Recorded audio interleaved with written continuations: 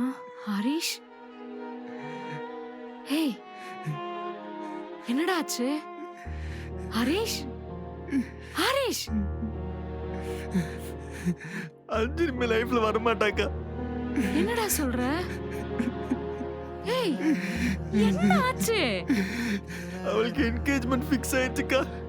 ஏய், சும்மா பசங்க உன்கிட்ட விளையாடுறதுக்காக அப்படி போய் சொல்லிருப்பாங்கடா. அதெல்லாம் ஒண்ணும் இல்ல. இல்லக்கா.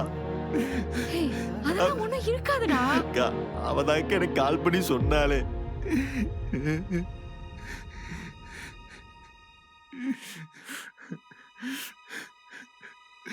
ஏமாத்திட்டு போயிட்டாக்கா.